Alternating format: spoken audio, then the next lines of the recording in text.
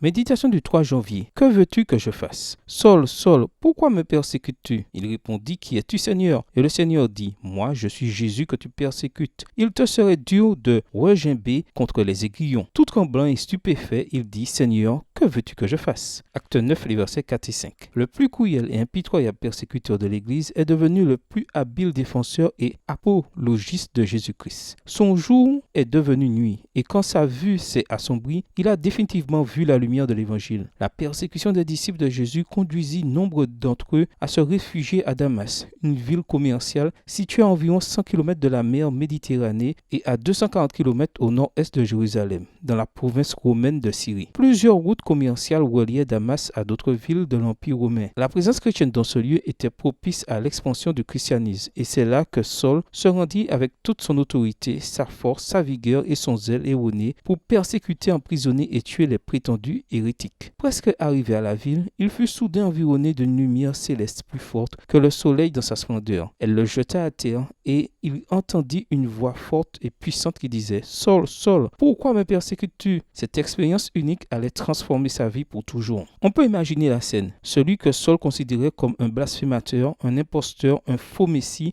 dont les disciples étaient des fanatiques trompés, lui demandait maintenant pourquoi il le persécutait. Saul avait imaginé une autre entrée à Damas, pleine d'honneur et d'applaudissements. Après tout, il arrivait pour mettre fin à la plaie du christianisme. Il écouta mais ne comprit pas. Il vit la lumière mais ne vit personne. Il fut conduit par un tiers, resta dans l'isolement et la solitude pendant 3 jours, dans la pénombre physique mais également en réflexion, en prière et en repentance. Dans l'obscurité, tout lui devint clair. Il vit réellement qui il était et surtout qui était Jésus. Ananias, d'abord craintif et incrédule, mais finalement fidèle et obéissant, fut l'instrument utilisé pour amener Saul de façon définitive et complète à Jésus. Peut-être de façon consciente ou inconsciente, timide ou rebelle, persécutez-vous Jésus par votre indifférence, votre inconstance et manque d'engagement. Croyez-vous pouvoir en terminer avec Jésus et son message? Comme Saul, si vous décidez de demander en tremblant, Seigneur, que veux-tu que je fasse? Vous recevrez certainement la meilleure réponse. Ce début d'année est le bon moment pour renouveler votre engagement envers Dieu et sa parole. Nul n'est plus en sécurité que celui que Dieu garde. Personne n'est plus en danger que celui qui se garde lui-même. Charles Spurgeon. Si vous ne me croyez pas, demandez à Saul. Bonne journée à vous et que le Seigneur vous bénisse.